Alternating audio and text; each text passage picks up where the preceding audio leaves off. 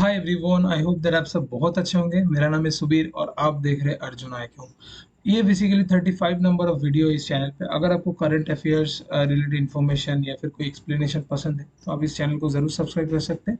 यहाँ पे मैं बेसिकली 3 डेज के अंदर अंदर जो बेसिकली नया वीडियो पब्लिश करता हूँ, जहाँ पे मैं थोड़ा बहुत जो करंट अफेयर्स है या फिर वर्ल्ड में कोई अगर इंपॉर्टेंट कोई चीज़ें चल रहा है तो इसके बारे में हम लोग डिस्कस करते हैं। अगर आपको ये इस टाइप का कंटेंट अच्छा लगता है प्लीज़ आप सब्सक्राइब कीजिएगा, बिकॉज आपके सपोर्ट के बिना मतलब जाना बहुत ज़्यादा मुश्किल हो जाता है। और साथ ही साथ अगर आपको कोई सजेशन वगैरह होता है प्लीज़ कमेंट सेक्शन में विदाउट एनी हेजिटेशन आप बता सकते हैं। ठीक है, इससे हमें इम्प्रूव करने की मौका मिलेगा और नया चीज़ सीखने के लिए मिलेगा।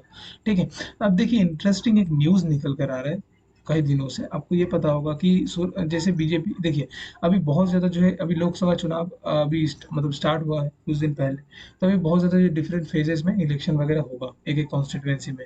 लेकिन आपको जान के हैरान होंगे कि अभी सूरत कॉन्स्टिट्यूएंसी जो है, यानी वो गुजरात के अंदर आता है। तो वहाँ पे मतलब जो बीजेपी कैंडिडेट है उनको ऑलरेडी जो है विनर घोषित कर दिया गया है बाय द बेसिकली आरओ। तो ये जो तमाम खबरें हैं जो आ रहा है, तो इसके हम लीगलिटीज़ के बारे में बात करेंगे कि एक्चुअली इसमें न्यूज़ क्या है। फिर हम लोग ये जानने की कोशिश करेंगे कि नॉमिनेशन वगैरह जब हम डालते हैं लोकसभा इलेक्शन के लिए तो उसमें क्या बेसिकली रूल होता है या फिर क्या क्या चीज़ें हमको ध्यान रखना चाहिए, क्या है बेसिकली सेक्शन। तो ये जो सारा चीज़ हम डिस्कस करेंगे, साथ ही साथ आपको करंट इश्यूज अभी जो इशू चल रहा है इसके बारे में डिस्कस करेंगे। लीगल लीगल जो रिकोर्सेज वगैरह है इसके बारे में भी हम डिस्कस करें। साथ ही साथ स्टेट लेवल एग्जाम के लिए हम जैसे हर एक सेशन में क्वेश्चन एंड आंसर करते हैं, इस सेशन में भी बेसिकली प्रीवियस डे का जो क्वेश्चन था उसके आंसर के बारे में डिस्कस करेंगे। साथ ही साथ एक न्यू क्वेश्चन से भी आप लोगों को इंट्रोड्यूस कराएंगे।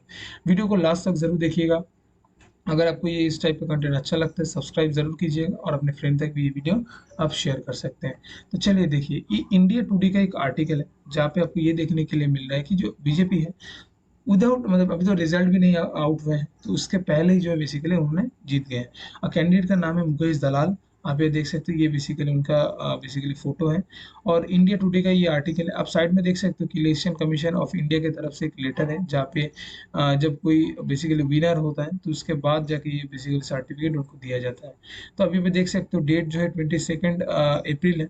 और यहाँ पे आर का मतलब होता है कि रिटर्निंग ऑफिसर, जो डिस्ट्रिक्ट मजिस्ट्रेट वगैरह रहते हैं वो।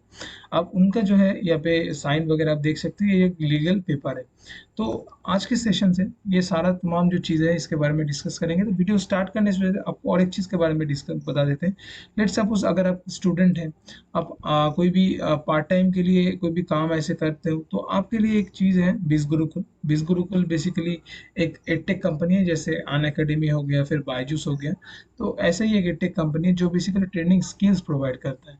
एंड ट्रेंडिंग स्किल्स क्या होता है, जैसे देखिए फेसबुक एड्स वगैरह होता है, फिर कॉपी राइटिंग होता है, कंटेंट राइटिंग होता है, पॉडकास्ट होता है, फिर स्टॉक मार्केट वगैरह होता है, फिर डिजिटल मार्केटिंग होता है, इंस्टाग्राम वगैरह, स्पोकन इंग्लिश, फिर वीडियो सुपरस्टार। ये जो तमाम जो है आपको कोर्सेज बिज गुरुकुल के अंदर देखने के लिए मिलेगा। और साथ ही साथ बहुत ज़्यादा जो आप स्किलिंग कोर्सेज भी है। तो इन्हीं स्किल्स को आप सीख के एज ए फ्रीलांसर काम कर सकते हैं। ये पेड प्रमोशन नहीं है, मैं अपने तरफ से आपको बता रहा हूँ। आप इन्हीं कोर्सेज को सीख के इजीली फ्रीलांसिंग वगैरह कर सकते हो। साथ ही साथ अपना स्टार्टअप ओपन कर सकते हो। साथ ही साथ आप जो है एफिलिएट मार्केटिंग भी कर सकते हो। एफिलिएट मार्केटिंग जो होता है बिज गुरुकुल में फ्री है, फ्री ऑफ कॉस्ट आप कर सकते हो। ये बेसिकली कमीशन स्ट्रक्चर है।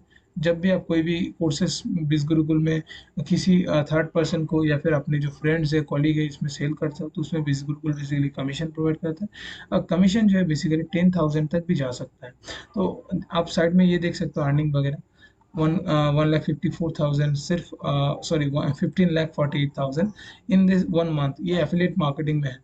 ठीक है, एफिलिएट मार्केटिंग में अर्निंग में बता रहा हूँ, टॉप लीडर बोर्ड है ये दिस मंथ का, मतलब अप्रैल का। तो आप यहाँ पे देख सकते हो कितना ज़्यादा जो अर्निंग यहाँ पे कर सकते हो आप। अगर आप जैसे फॉर एन एग्जांपल आप कोई भी एग्जाम की प्रिपरेशन कर रहे हो तो साथ ही साथ आप ये भी कर सकते हो। इससे क्या होगा, आपका थोड़ा बहुत टाइम का फ्लेक्सिबिलिटी भी है, आपको नया चीज़ सीखने के लिए भी मिलेगा और आपके पास जो है डिफरेंट टाइप ऑफ अर्निंग जो अपॉर्चुनिटीज है वो आपके लिए खुल जाता है। तो सिंपली ये क्या करना है आपको, अगर आप इंटरेस्टेड हैं दिस नंबर पे आप मुझे एक बार व्हाट्सएप मैसेज कीजिए, मैं आपको जो है गाइडेंस प्रोवाइड करता हूँ। ठीक है, तो अभी मेन टॉपिक के अंदर आते हैं। देखिए नॉमिनेशन वगैरह जब होता है ना तो उसका कुछ रूल्स वगैरह होता है। तो रिप्रेजेंटेशन ऑफ पीपल एक्ट जो है बेसिकली बाद में जाके आप जो आरपी एक्ट में बताऊंगा तो आप इसी समझना कि रिप्रेजेंटेशन ऑफ पीपल एक्ट के बारे में बता रहा हूँ और जो है 1951 का है। तो अभी सीधा सीधा बताया गया कि सेक्शन 33 में ये बताया गया है कि क्या क्या चीज़ें रिक्वायरमेंट होता है फॉर ए वैलिड नॉमिनेशन। तो जो basically representation of public act यानी आरपी एक्ट, इसके मुताबिक जो इलेक्टर होगा यानी जो चुनाव लड़ेगा तो उसके लिए जो 25 ईयर्स के एज होना चाहिए, और साथ ही साथ कोई भी एक जैसे कोई भी एक कॉन्स्टिट्यूशन का एक पार्ट होना चाहिए। ठीक है, मतलब ये नहीं उसको इंडिया में रहना चाहिए, ये मेन इंपॉर्टेंट है। अब जो प्रोपोजल्स वगैरह होते हैं, प्रोपोजल भी इंपॉर्टेंट होता है, बिकॉज विदाउट प्रोपोजल कोई भी जो है मतलब इलेक्शन के अगेंस्ट नहीं जा पाता है। तो इसके रीजन बिहाइंड इसकी प्रोपोजल का साइन वगैरह होना चाहिए। तो अब जो बेसिकली जो प्रोपोजल वगैरह होगा ना, वो भी डिपेंड करता है कि किस टाइप का वोटिंग वगैरह चल रहा है। तो अगर कोई भी ऐसा रिकॉग्नाइज पार्टी है नेशनल और स्टेट में, तो उसके लिए बेसिकली वन प्रपोजल का जरूरत होता है। लेकिन अगर अनरिकॉग्नाइज पार्टीज वगैरह होता है तो उसमें बेसिकली 10 प्रपोजल्स की जरूरत होता है। अभी जो कैंडिडेट्स हैं वो 4 नॉमिनेशन पेपर में डिफरेंट सेट ऑफ प्रपोजल से बेसिकली इसमें फिल कर सकता है।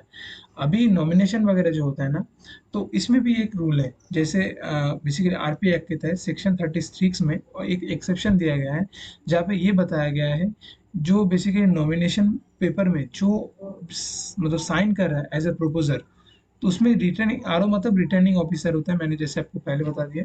अभी वो रिजेक्ट कर सकता है कोई नॉमिनेशन, ठीक है, अगर उसमें प्रोपोजर जो है जेन्युइन ना हो, तब वो बेसिकली उस जो नॉमिनेशन पेपर है उसको रिजेक्ट कर सकता है। आई होप दैट आपको समझ में आ गया होगा कि सेक्शन 33 हमें ये बताता है कि कैसे जो है एक वैलिड नॉमिनेशन के लिए जो रिक्वायरमेंट वगैरह होता है, और 36 में भी बताता है कि मतलब जो आरओ है यानी रिटर्निंग ऑफिसर है उनके पास जो बेसिकली पावर है। देखिए ऐसे तो आरओ कोई भी फॉर्म ऐसे रिजेक्ट नहीं कर सकता है, लेकिन अगर उसमें जेन्युइन ना हो, जैसे प्रोपोजर का साइन वगैरह जो है वो जेन्युइन ना हो, गलत तरीके से किया गया है, तो उस ग्राउंड पे जाके जो है रिटर्निंग ऑफिसर यानी डिस्ट्रिक्ट मजिस्ट्रेट जो है, ऐसे अधिकारी, जिला अधिकारी जो है बेसिकली इसको रिजेक्ट कर सकता है। तो अभी जो करंट इश्यूज चल रहा है ना, तो ये बेसिकली जो सेक्शन 36 है, ये हम लोगों के लिए इम्पोर्टेंट है, बिकॉज इसके मतलब इस जो 36 में लिखा गया है कि हाँ रिजेक्ट कर सके, इस बेसिस पे जो यहाँ पे जो है रिजेक्शन वगैरह हुआ है। तो मैं आपको बताता हूँ कि एक्चुअली क्या हुआ है। देखिए ये प्रेजेंट केस वगैरह है ना, तो इसमें कांग्रेस पार्टी जो है सूरत कॉन्स्टिट्यूशन नीलेश कंभानी नाम से एक था, जो बेसिकली कांग्रेस पार्टी के अंदर जो है इन्होंने बेसिकली नॉमिनेशन पेपर जो है जमा किया था। लेकिन इसमें जो प्रपोजल वगैरह था, इसमें उन्होंने 3 ऐसे मेजर नॉमिनेशन पेपर डाला था, जहाँ पे उन्होंने ब्रदर इन लॉ, नेफ्यू और बिजनेस पार्टनर जो है, इनको बेसिकली उसमें प्रोपोजर के नाम पे साइन किया गया था।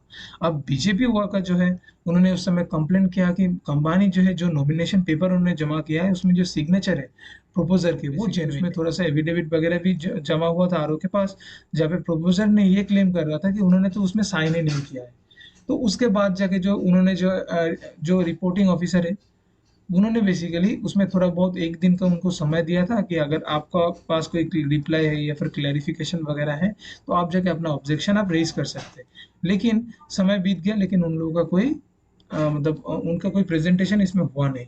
उसके बाद जाके स्क्रूटिनी भी नहीं हुआ, इसके बाद जाके ये रिजेक्ट हो गया। लेकिन और एक चीज आपको ध्यान रखना जरूरी है कि अगर कोई भी नॉमिनेशन में अगर कोई भी फर्स्ट कैंडिडेट अगर उसमें कोई भी चीजें के बारे में प्रॉब्लम होता है या फिर रिजेक्शन हो जाता है, तो उसके बेसिस पे जो है सब्सटीट्यूट कैंडिडेट भी उस पोल को मतलब उस पॉलिटिकल पार्टी के हिसाब से मतलब वो खड़ा हो सकते हैं इलेक्शन में। लेकिन उनका जो नॉमिनेशन फॉर्म है उसको भी रिजेक्ट कर दिया गया। आपको जान के हैरान होंगे कि उसमें जो सिग्नेचर वगैरह था प्रोपोजर का, वो भी जो है गलत था, यानी अवैध तरीके से जो बेसिकली सिग्नेचर वगैरह किया गया। तो इसके वजह से जो है बेसिकली कांग्रेस पार्टी जो है उसमें पार्टिसिपेट ही नहीं कर पाए, बिकॉज जो सब्सिट्यूट कैंडिडेट था सुरेश पाठशाला, उनको भी जो है रिजेक्ट कर दिया, उनका जो नॉमिनेशन पेपर है उसको भी रिजेक्ट कर दिया। तो उसके बाद जाके थोड़ा बहुत मतलब हुआ। अभी जैसे आपको पता होगा कि सिर्फ तो कांग्रेस और बीजेपी तो नहीं है, उसमें बहुत सारा पार्टीज जो है कैंडिडेट वगैरह है, तो उसमें भी तो नॉमिनेशन वगैरह डालते हैं। तो क्यों नहीं वोट हुआ? देखिए आपको जान के हैरान होंगे यहाँ पे कि जो अदर पार्टीज है उन्होंने भी बेसिकली जो है विथड्रॉ कर लिया। मतलब जो चुनाव वगैरह वो मतलब ये करते हैं ना, नॉमिनेशन वगैरह जमा करते हैं, तो वो बेसिकली जो है विथड्रॉ कर लिया अपना फॉर्म। तो ऐसे जो है अब एक ही कैंडिडेट बचता है, जो कि बेसिकली मुकेश भाई दलाल जी है। उन्होंने बेसिकली जो है ऐसे उन्होंने जीत हासिल कर लिया वहाँ पे। अब देखिए सिर्फ एक ऐसा हुआ नहीं है। जैसे जब बेसिकली देखिए इंडिपेंडेंस के बाद से लेके ना बहुत ज़्यादा ऐसे जो केसेस वगैरह हैं ये हुआ है जहाँ पे कैंडिडेट्स जो है अनअपोज जो है जीत गए लोकसभा इलेक्शन में। एटलीस्ट आपको 35 ऐसे कैंडिडेट्स देखने के लिए मिलेगा जो कि ऐसे अनअपोज जो है लोकसभा चुनाव के लिए जीते हैं। तो मेजर जो था वो इंडिपेंडेंस के बाद में था, लेकिन लास्ट जो हुआ था 2012 में हुआ था। अभी जो यहाँ पे है कांग्रेस बेसिकली ये इलेक्शन लगा रहा है कि ये जो चीज़ें हैं वो बेसिकली जानबूझकर किया गया है, कोई भी बैक ट्रैक किया गया उनको, मतलब जानबूझ के, so that they can withdraw the nomination paper from the like election commission। ऐसे चीज़ों के बारे में जो हमको जानने के लिए मिल रहा है। तो अभी जो बेसिकली कांग्रेस पार्टी का ये कहना है कि इलेक्शन प्रोसीजर और भी एक तरीके से होना चाहिए। अब देखिए इलेक्शन कमीशन इसमें डायरेक्टली इन्वॉल्व नहीं कर सकते बिकॉज ये जो चीज़ें हैं वो हाई कोर्ट तक पहुंच गए। अब हाई कोर्ट का जो बेसिकली ट्रायल वगैरह चलेगा, लेकिन हाई कोर्ट का जो ट्रायल वगैरह होता है वो विद इन 6 मंथ इसको क्लोज करना होता है। तो हम लोगों के पास ये चीज़ देखने के लिए मिलेगा कि अभी जो है क्या देखने के लिए मिलता है। लेकिन मुझे नहीं लगता कुछ खास यहाँ पे चेंजेस वगैरह होगा, बिकॉज कोई भी पार्टी अगर नहीं है तो इसमें सीबीआई के जांच वगैरह हो सकते हैं। कांग्रेस बेसिकली देखिए, अब वाका जो पीपल है नहीं, सूरत में देखिए डेमोक्रेसी के ऊपर ये सवाल उठता है बिकॉज एक पार्टी ऐसे तो नहीं हो सकता ना, कोई भी एक पार्टी जो है डोमिनेट करे। तो उसमें क्या होगा, बहुत ज़्यादा जो ऐसे जो पीपल रहते हैं सूरत में, तो उनका भी एक ये है कि नहीं हम इस कैंडिडेट को चुनेंगे तो हमें थोड़ा सा काम वगैरह देखने के लिए मिलेगा। मैं किसी को बुरा नहीं कर रहा हूँ, लेकिन ये जो प्रोसीजर वगैरह हुआ है ना ये बेसिकली डेमोक्रेसी के खिलाफ हुआ है। एक साथ कैसे ये हो सकता है कि ये जो इतना ज़्यादा जो बेसिकली कैंडिडेट वो विथड्रॉ कर लिया है। तो ये तमाम जो खबरें आपको देखने के लिए मिले, होप दैट आपको समझ में आ गया होगा। मेरे हिसाब से जितना बेस्ट मुझे लगा मैंने आपको एक्सप्लेन कर दिया। अगर कोई भी प्रॉब्लम हुआ है तो प्लीज़ कमेंट सेक्शन में ज़रूर बताइएगा। ठीक है, अभी हम क्वेश्चन की बात करते हैं। देखिए प्रीवियस जो एक सेशन मैंने लिया था जहाँ पे मैंने बात किया था मॉडल कोड ऑफ कंडक्ट के बारे में। अब इलेक्शन वगैरह चल रहा है, आप सबको पता है कि जब इलेक्शन के स्केड्यूल अनाउंस किया जाता है तो उसमें उसके बाद जो है मॉडल कोड ऑफ कंडक्ट लागू कर दिया जाता है बाय द इलेक्शन कमीशन। तो इसके बारे में भी हमने डिस्कस किया था कि क्या क्या चीज़ें हमें याद रखना चाहिए मॉडल कोड, क्या क्या स्पीच वगैरह होगा। तो तमाम चीज़ों के बारे में हमने ऑलरेडी डिस्कस कर लिया। अगर आपको पसंद है तो आप प्रीवियस वीडियो में जाके भी चेक कर सकते हो। तो इसमें जो क्वेश्चन वगैरह था हमने ये बताया था कि इंडिया में मॉडल कोड ऑफ कंडक्ट ने पहले कौन सा स्टेट है जो कि इम्प्लीमेंट किया था। तो यहाँ पे बेसिकली देखिए मेरा तो व्यूज़ वगैरह उतना होता नहीं है तो कोई आंसर नहीं है, मैं भी बता देता हूँ कि केरला जो है बेसिकली फर्स्ट ऐसा स्टेट है जो मॉडल कोड ऑफ कंडक्ट पहले लागू किया था। तो अगर हम आज की क्वेश्चन की बात करें तो बेसिकली आपको ये बताना है कि ईवीएम और जो वीवीपैट का सिस्टम है बेसिकली किस साल में आया था। आपको जो आंसर है आप प्लीज कमेंट सेक्शन में जरूर बता। Thank you for watching. जय हिंद, वंदे मातरम।